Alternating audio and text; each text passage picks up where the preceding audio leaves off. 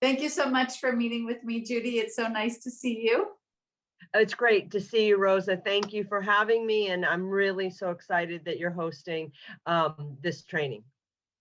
The reason that I want to do this training with you is because I did it once a while ago, and I know that I'm sure from then until now, there's been even more information that you can share with us. I'd like for you to tell us how this all came about. How did you get involved with yoga and trauma?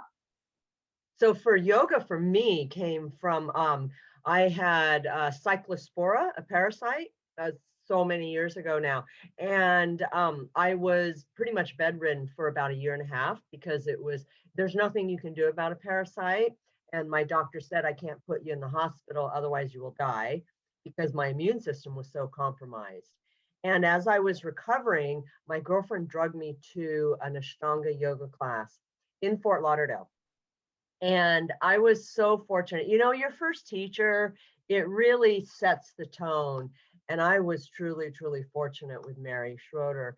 And I was addicted from that moment. My prior experience in body mindfulness movement was from dance. So I had a little bit of that background. And now in retrospect, I see my folks were professional dancers. And I truly believe that putting my sister and I in ballet I was maybe almost 4, at that age was what really truly shaped my life and saved me from being into that place of that really born with PTS. I was born right after the Korean War in South Korea, and I see now when I reflect back all of those anxiety moments and having an anxiety attack and even managing PTS without even knowing it. And it was truly dance that I think that bilateral stimulation, asymmetrical movements, controlled synchronized movements that set the tone for me. But I didn't know any of that until fast forward when after I had started pretty much down my yoga therapy road. Well, now there's a lot of more work on the neuroscience of trauma. I'd like for you to tell us how your last name is Judy Weaver. I mean, your first name. If you mentioned that you weren't born in the U.S., tell us that story. So the story as it goes, my birth name was Eun Soo Kim, and my parents were kind of the leaders of a small village outside of Seoul, Korea. And for whatever reason, they passed, and the caretaker took me to Seoul to the Holt Adoption Agency, which was the prolific adoption agency out of Korea to mostly the US. How old were you? And I was, at that time, the photo was taken, I was probably 3 days old. I was just born. And that was back in the day where you chose by a picture. It's kind of like back in the Old West when they needed women, the catalog wife. It was the same idea. So my folks had three pictures to choose from, and they chose me. So 5 months later, I arrived into Portland, Oregon, and I was actually in understanding now, I was the second to the last plane that came out of Seoul at the time, because over the past few years, there were so many Korean babies being adopted here in the US. So they kind of shut it down for a while. And I arrived, I was 6 months old. My sister, who is also adopted, she's white. My parents are all white. So I grew up knowing that I was adopted, but not knowing I was different. And it wasn't until I went to school that the kids are so kind to let you know that you're different. Of course. I was actually surprised. I remember when I first had heard so much about you. And then when I met you, I thought, how is her name Judy Weaver? And then you told the story in the training, and I was like, oh, that totally makes so much sense. And, that's the moment you're 3 days old, and whatever imprints were there at the time, whatever was happening at the time, the beauty of your story is that you've turned all of this around and you understand from your own cellular level what trauma really does to a person. And you're also, I think, lucky that you had these parents that were putting you in all of these movement, classes, which now they're finding that it's so important. Now, how did you tell us about Connected Warriors? Now I'm kind of jumping ahead. Okay. So Connected Warriors came out of, I had been teaching yoga for a few years, and a young man came into Yoga South in Boca.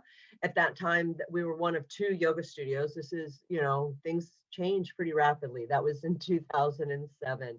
A local Boca boy, and he had 5 tours in the Army. He was an Army Ranger, and he was in the Middle East with 5 deployments. And when he came home and separated from the Army, his mom knew something was wrong on their last phone call, actually, from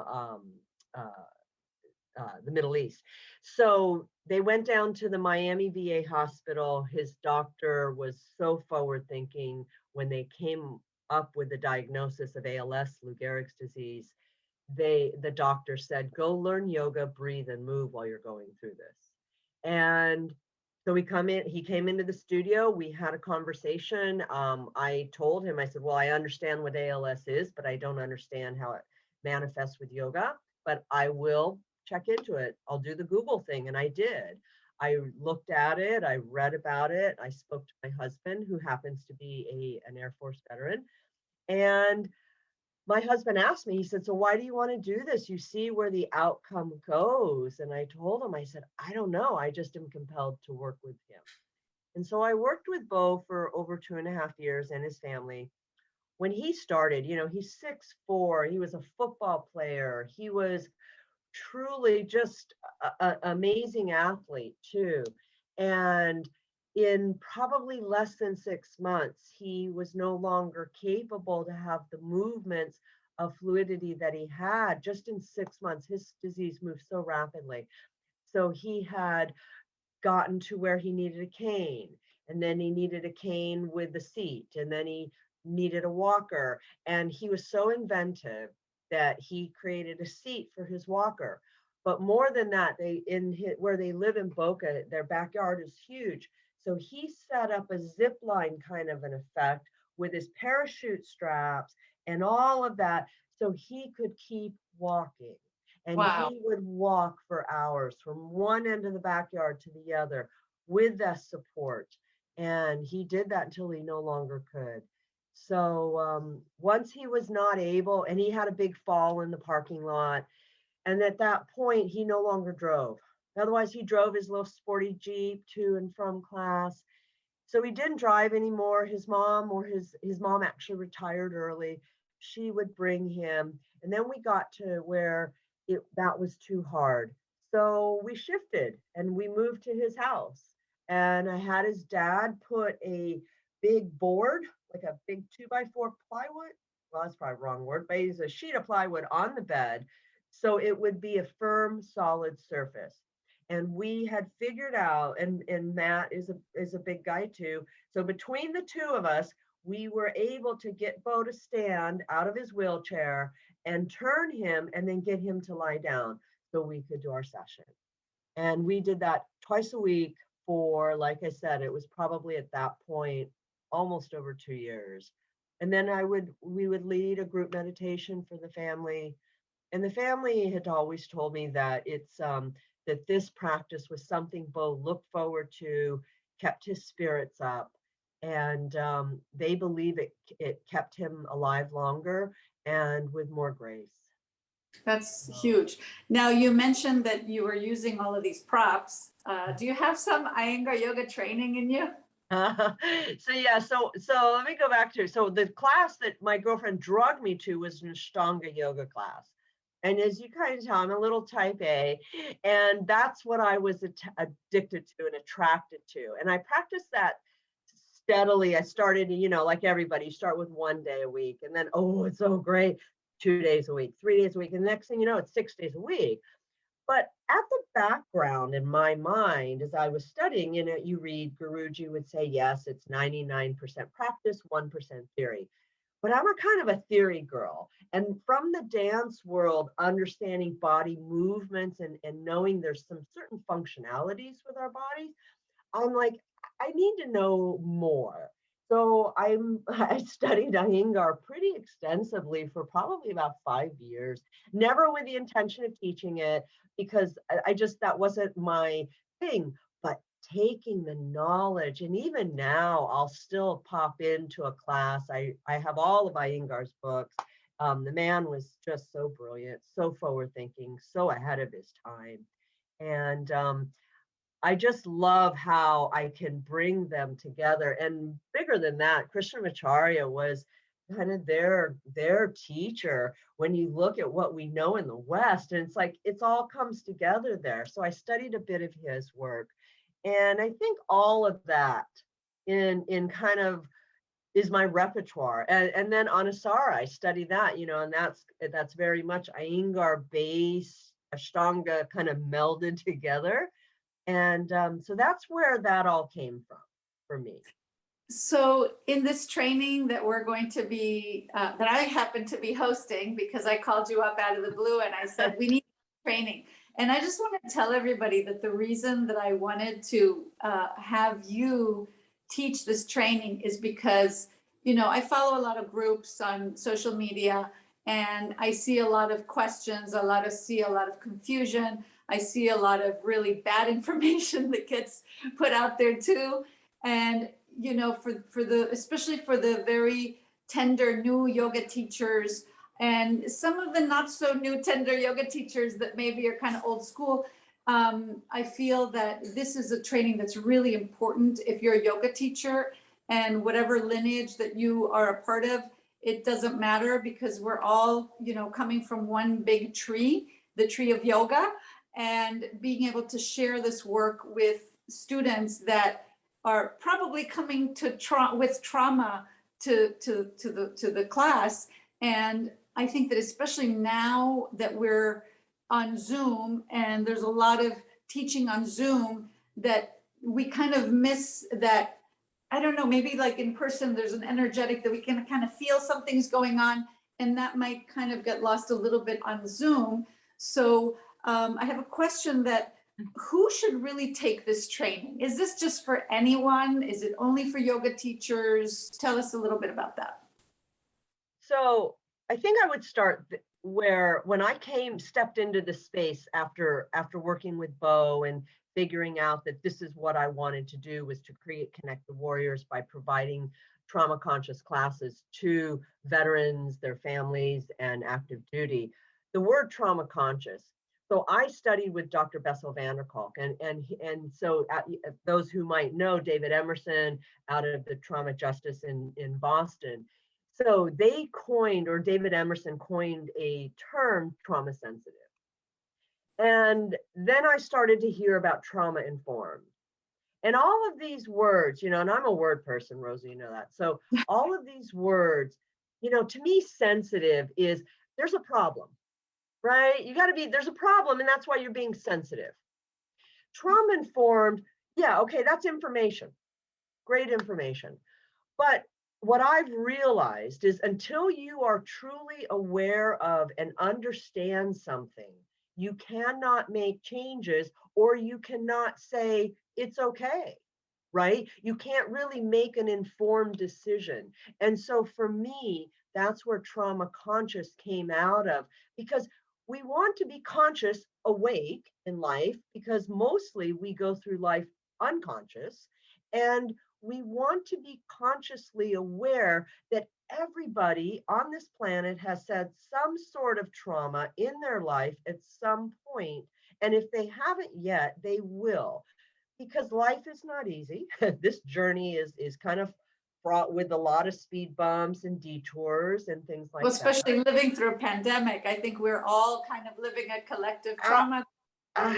family members, people that have lost their livelihoods. There's so much happening. I mean, we can all experience that together. Right. Well, Rosa, even what you said, now we're kind of on Zoom. Why? Because we're not in person, or at least we weren't for a long, long time in person. And just that alone, you're so right. There is that energetic connection that when you are physically in the presence of, it's so much easier to connect.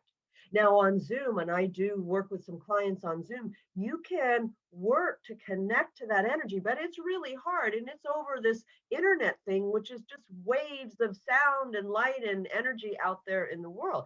So yes, that's a little more difficult to do that. And so to answer your question, who is this for? When I figured out as a yoga teacher, you don't know what's behind this.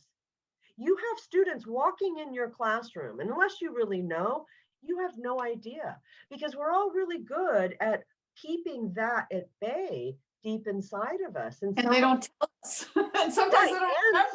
Some, from the epigenetic standpoint, some don't even understand that trauma that's been handed down through generations.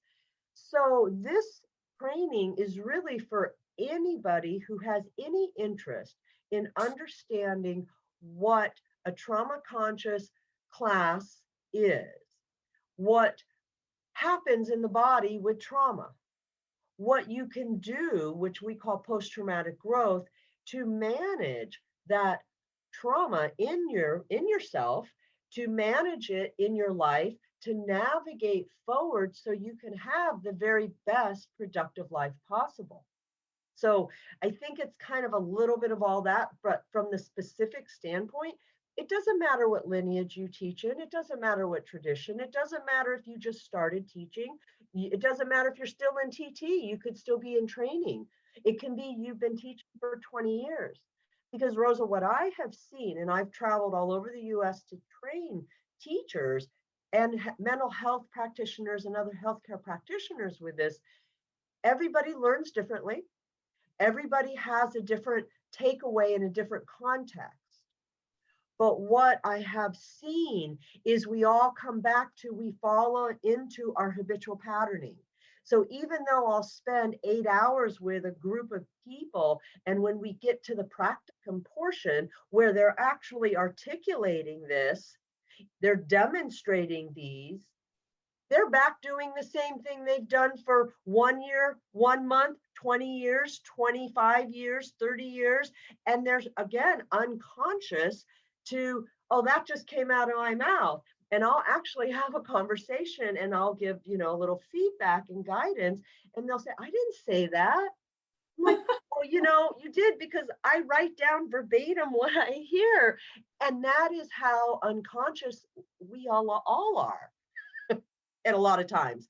And so I think that this training, it's not that you're here to learn everything. No, because there's no way you can teach everything. You're here to create this conscious awareness in yourself that trauma exists, what trauma is, what PTSD is, how it manifests, what happens in the body, what happens in the mind, and then how do you work with all that to deliver a class that is truly safe, secure, predictable, reduces triggers, meet your students where they are, right? I mean, at the end of the day, that and helping them change that relationship with their mind body.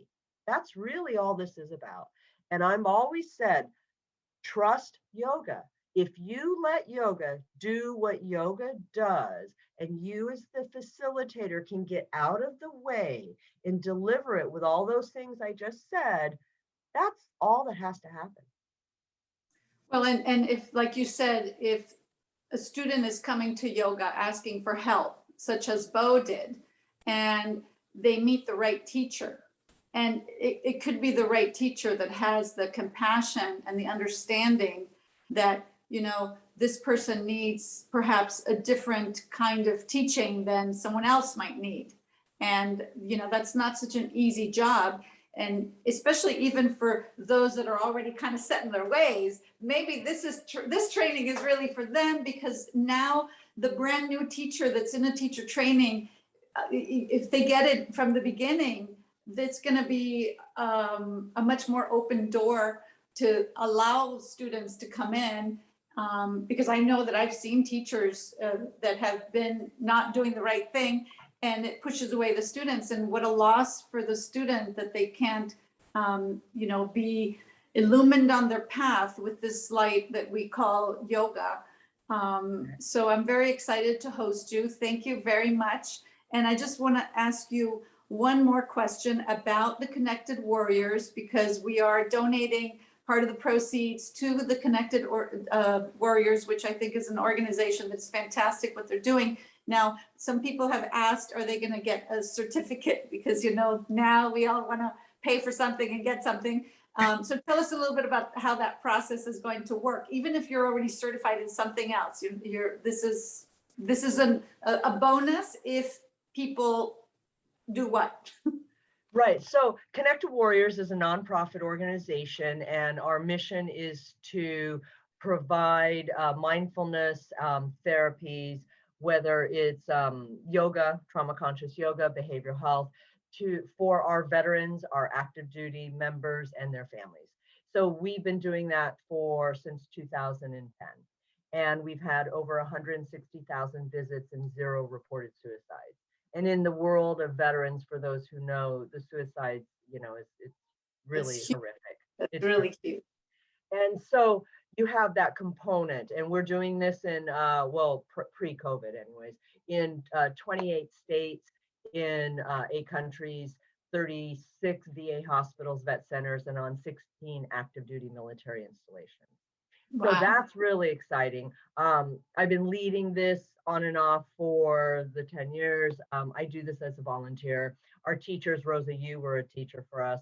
You donated your studio, and we survived by the gift of donors of these teachers and studios and other places nationwide, and it's pretty fantastic. So there's that component. For the CEUs and for a certificate, yes, Connected Warriors, you will get a Yoga Alliance CEU for whatever the length is. I don't remember what the total hours are. 15 hours, 15 or 16. Okay, so you will get a certificate of CEUs for that. And I am a provider for that. Also, I started Yoga Unify, which is a separate thing. It is, as a qualified professional myself, you also you get credit for having those 15 hours of training in your portfolio assessment. So you can have, either direction you want to go. So you don't have to be a yoga teacher. You can be somebody who's just interested in the work that, perhaps in the future they want to share, their love of yoga with somebody else. And you can be in any system of yoga is welcome, because you're going to learn no matter which system you are. And you're also going to show us some of the benefits and maybe some of the things that we should be cautious in the different styles, like what can be helpful and what can not be so helpful. So I think that's going to be really interesting. Right, absolutely. And this is beyond just the military trauma. So I have the trauma demographics, I call them trauma tribes, and we'll talk about each one. And the good and the bad, the concept, right, of a diamond, it's coal that's been compressed, and what's hardened becomes beautiful. And it's just like this, trauma informs all of us about any parts of our life, and we grow from there. We grow and we become more resilient, which is what this whole goal is in life, is that resiliency. So there's different groups that you might find yourself aligned with. Like myself, I know I'm part of like 4 or 5 tribes of them. And what's interesting and makes us unique is we're not all that unique, in that we are not super special that we have trauma, that we've had an experience, because we're all in this together. And and this one thing I could say, if there was a benefit of this pandemic, it's worldwide. Every human being on this planet for the past 16 months has dealt with pretty much the same source of what's going on in their world.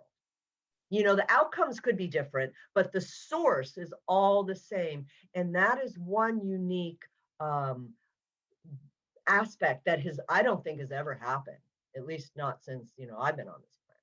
Well, and I think that the other benefit also, if we were to call it, I think this is the silver lining, is that now we're able to bring your training on Zoom to more Yeah. people. And Right. it's just, and we've also made it, it's not just trauma conscious, it's also, we're conscious that some people have lost their livelihoods. So if you need a scholarship, you know, reach out to us. If we do have a sliding scale for this training, thank you so much for doing that, Judy, because in this time, you know, the more people that can be informed, I think that the more we can continue to raise our level of consciousness and our level of compassion towards each other, and to really come together that, yeah, there's a problem. Even in the yoga world, there's trauma, there's problems, and let's come together and learn more so that we can evolve and continue to move forward. So thank you so much, Judy, for meeting with me. I'm so excited to see you. Oh, I am The too. training starts